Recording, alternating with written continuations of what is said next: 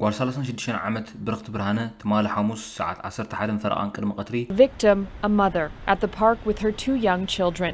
ድሕሪ ቅትለት ሐሙስ ድሕሪ ሒደት ደቂቕ እቲ ኣካውንት ብቋንቋ ትግርኛ እንተኾነ ግን ብወገን ኤርትራ ካንስል ዝተገብረ A different name posted, one word in Amharic, meaning done.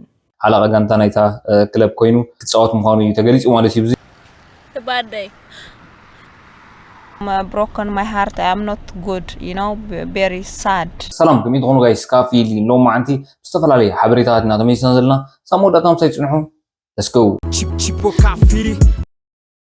ስለዚ ጋይስ መጀመርያ በቲ ሕጉስ ዜና ክንጅምር ከም ትሪእዎ ዘለኹም ክለብ ኢንተርማርሼ ትማሊ መበል 50 ዓመታ ከተኽብር ውዒላ ኣላ ካብቲ ምስረት ስለዚ ከም ትሪእዎ ዘለኹም ብኣዝዩ ድሙቕ ዝኾነ ፕሮግራም እዩ ቀሪቡ ማለት እዩ። ቢንያም ከዓ ከም ትሪእዎ ዘለኹም ግሪን ጀርዚ ወናኒ ግሪን ጀርዚ ቀጠልያ ማልያ ብቀጠልያ ክዳን እዩ ገይሩ ውዒሉ ማለት እዩ። ኣብዚ ኸኣኒ ሓድሽ ክብሪ እውን ረኺቡሎ ንዝቕፅል 2025 ቢንያም መራሕታ ጋንታ ወይ ከዓኒ ሓለቓ ጋንታ ናይታ ክለብ ኮይኑ ክፃወት ምዃኑ እዩ ተገሊጹ ማለት እዩ። እዚ ከም ትሪእዎ ዘለኹም ዝተፈላለዩ ስእልታት ናይዚ ዝሓለፈ ዓመታት ከምኡውን ክሳብዚ መወዳእታ ዓመት ግሪን ጀርዚ ክሳብ ዝወስዱ ዝተፈላለዩ ምርኢታት ብምቕራብ ኣብዒሎሞ ማለት እዩ።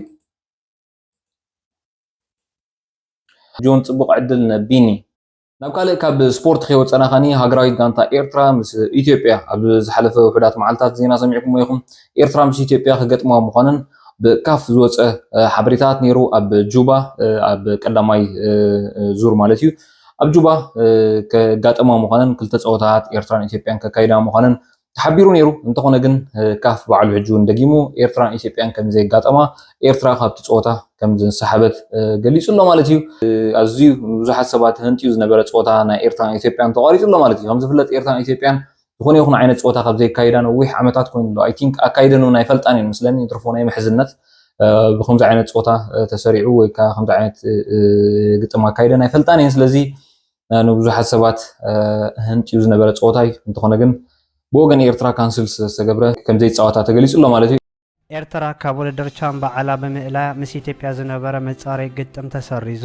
ኤርትራ ካብ መጻረይ ውድድራት ዋንጫ ሻምፒዮን ኣፍሪቃ ቻን ገዛ ርእሳ ብምእላያ ምስ ኢትዮጵያ ዝነበረ ቀዳማይ መጻረይ ግጥም ከም ተሰረዘ ካፍ ኣፍሊጡ።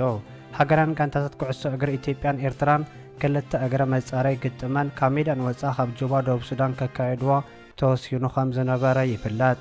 እንተኾነ ግን ኤርትራ ኣብቲ ውድድር ከም ሰሓበትን እቲ ፀወታ ድማ ከም ተሰረዘን ኮንፌደሬሽን ኩዕሶ እግሪ ኣፍሪቃ ኣፍሊጡ። ግጥማት መጻረይ ውድድር ቻን 2025 ዝመጽእ ሰሙን ክካየድ ኣቐዲሙ ብዝወፀ መደብ መሰረት ኢትዮጵያን ኤርትራን ግጥመን ኣብ ሳልሳይ ሃገር ክገብራ ተመዲቡ ጸኒሑ ነይሩ። ብመሰረት ኣብ ፈለማ ዝወርሒ ኣብ ካይሮ ዝወፀ መደብን ሰሌዳ ፀወታታትን ቀዳማይ ዙርያ ግጥማት ካብ 25 ክሳብ 27 ጥቅምቲ ከም እውን 1 ክሳብ 3 ሕዳር ክካየድ እዩ። ቀዳማይ ፀወታ ክልቲአን ሃገራት ድማ ኣብ ስቴድየም ኣዲስ ኣበባ፣ ካልኣይ ፀወታ ድማ ኣብ ታንዛንያ ክካየድ ትፅቢት እኳ እንተነበረ ክልቲኡ ፀወታታት ኣብ ደቡብ ሱዳን ከም ዝካየድ ድሕሪ ዝተኽረቡ ሓበሬታ ኣመልኪቱ ከም ዝነበረ ይግለጽ። ኣብቲ ንመበል 8 ግዜ ዝካየድ ዘሎ ውድድር ሻምፒዮን ሃገራት ኣፍሪቃ 2024 40 ሃገራውያን ጋንታታት ክሳተፋ ምዃነን ኮንፌደሬሽን ኩዕሶ እግሪ ኣፍሪቃ ይሕብር። ኣብቲ ኣብዚ መጽእ ወርሒ ለካቲት ዝካየድ ውድድር 19 ጋንታታት ክሓልፋ ትፅቢት ይግበር። ነቲ ውድድር ስዒራ ዝወፀት ጋንታ ዋንጫ ቶታል ኢነርጂ ካፍቻን ክትዓትር $2 ሚልዮን ክትሽለም እያ። ኣብቲ ኣብ ኣልጀርያ ዝተኻየደ ዝሓለፈ ውድድር ጋንታ ሴኔጋል ነታ ኣንጋዲት ሃገር ብምስዓር ዋንጫ ተዓዊታ ምንባራ ይዝከር። ካፍ እዚ ናይ ሕጂ ውድድር ቻን ኣብ 3 ሃገራት ምብራቕ ኣፍሪቃ ከም ዝካየድ ኣረጋጊጹ። ፕሬዝዳንት ካፍ ፓትሪስ ሙትሶፕ እቲ ውድድር ብኬንያ፣ ዩጋንዳን ታንዛንያን ከም ዝዳሎ ገሊጹ። ኤርትራ ናጽነታ ካብ ትእውጅ ንድሓር እተን ኣብ ምሕዝነታዊ ግጥም እንተዘይኮይኑ ኣብ ናይ ዓበይቲ ሃገራዊ ውድድር ተፃዊተን ዘይፈልጣ ኢትዮጵያን ኤርትራን ነቲ ግጥም ከዳልዋ ከም ፀንሓ ክግለጽ ጸኒሑ። ኣብ ዝቐረባ እዋን ዝተመዘዘ ኣሰልጣኑ ሃገራዊ ጋንታ ኢትዮጵያ ኣቶ መሳይ ተፈረ ነቶም ዝተመረጹ ተፃወቲ መፀዋዕታ ኣቕሪቡ ከም ዘሎ ተገሊጹ ነይሩ። ብወገን ኤርትራ ነዚ ምልክት ዝተረኸበ ሓበሬታ የለን። ኢትዮጵያን ኤርትራን ኣብዚ እዋን እዚ ንዓለማዊ መለክዒታት ኩዕሶ እግሪ ኣፍሪቃ ካፍ ዘማልአ ስቴድዮማት ከም ዘይብለን ይፍለጥ። እቲ ኣብ 2009 ዝፈለመ ውድድር ነቶም ኣብ ክለባት ሃገራቶም ዝርከቡ ተፃወቲ ማለት ኣብ ውድድራት ሊግ ውሽጢ ሃገር ንፃወቱ ተፃወቲ ጥራይ ዘሳትፍ ዋንጫ ቻን ኣፍሪቃ ካብ 1 ክሳብ 28 ለካቲት 2025 ክካየድዩ ኣብ ኩዕሶ እግሪ ዓለም ንፈለማ እዋን ዝተወሰነ ኮይኑ ሓደ ካብቲ ንኩዕሶ እግሪ ኣፍሪቃ ንምምዕባል ካፍ ዘካየዶም ዘሎ ዘሕጉስ ምህዞ ይበል እቲ ንውድድር ቻና መልኪቱ ኣብ መርበብ ሓበሬታት ኮንፌደሬሽን ዝወፀ መግለፂ ናብ ካልእ ኣብ መወዳእታ ኣብ ሶምዚ ኣብ ካናዳ ኦታዋ ዘጋጠመ ኣዝዩ ዝሕዝን ዜና ክነግረኩም A wave of grief after an act of violence that's left people shocked and shattered. ሓንቲ ኣደ 4 ቆልዑ ኣብ ኦታዋ ካናዳ ዓመፅ ዝመልኦ ሞት ኣጋጢመዋ ማሕበረሰብ እቲ ከባቢ ኣብ ሓዘንን ስምባድን ሸይሞም ኣሎ The stabbing happened in broad daylight. The victim, a mother, at the park with her 2 young children. ጓል 36 ዓመት ብርክት ብርሃነ ትማል ሐሙስ ሰዓት 11 ፈረቓን ቅድሚ ቀትሪ ኣብ ጥቓ ኢንተርሴክሽን ኦፍ ኣፕሎድስ መጥቃዕቲ ከም ዝተፈጸመ ፖሊስ ኦታዋ ኣብ ደቡብ ኮር ማእከል ከተማን ኣብ ጥቓ ኣህጉራዊ ማዕርፎ ነፈርትን ገሊጹ ብምክትል ሓላፊት መራኸቢ ብዙሃን ፖሊስ ትሪሽ ፈርጉሰን ብርክት ብርሃነ ብኻራብ ዝተቐትለትሉ ክልተ ደቃ ኣብ ፓርክ ፖላንድሪ ምስኣ ከም ዝነበሩ ንማዕከናት ዜና ሓቢሩ ፍስሓ ተኽለ ዝተባሃለ ወዲ 36 ዓመት ብሞት ቀዳማይ ደረጃ ቅትለት ተኸሲሱሎ ፖሊስ ነቲ ቅትለት ጓል ኣንስተይቲ ዝብል ስያመ ሂቦ ኣሎ Accused is 36-year-old Fasa Tekle from Montreal.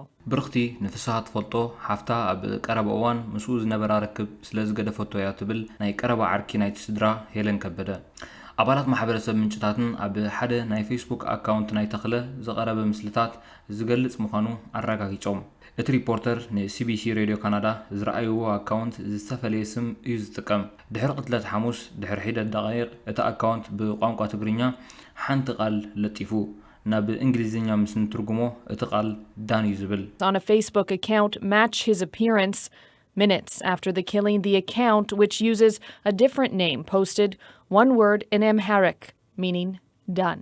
ተኽለ ካብ ዝቐተለሉ ኣስታት 10 ደቂቕ ድሕሪ ምጽናሕ ሰዓት 11:40 ቅድሚ ቀትሪ እዩ ነቲ ፖስት ለጢፍዎ እንተኾነ ግን እታ ፌስቡክ ኣካውንት ዓርቢ ንግሆ ተኽለ ኣብ ቀዳማይ ደረጃ ቅትለት ተኸሲሱ ንፈለማ እዋን ኣብ ቤት ፍርዲ ቅድሚ ምቕራቡ እዩ ተደምሲሱ ሲቢሲ ተኽለ ነቲ ናይ ፌስቡክ ኣካውንት ይውንኖ ድዩ ወይስ የካይዶ እዩ ነቲ ናይ ሐሙስ ንግሆ ጽሑፍ ባዕሉ ጽሒፍዎ ወይስ ካልእ ሰብ ጽሒፍዎ ዝብል ክሳብ ሕጂ ኣየረጋገጾን ዘሎ ሄለን ንሳን ብርክትን ብዙሕ ግዜ ኣብቲ ንማሓዛኣ መጥቃዕቲ ዘጋጠመሉ ቦታ ምስ ደቆም ከም ዝጻወቱ ገሊጻ She was very kind.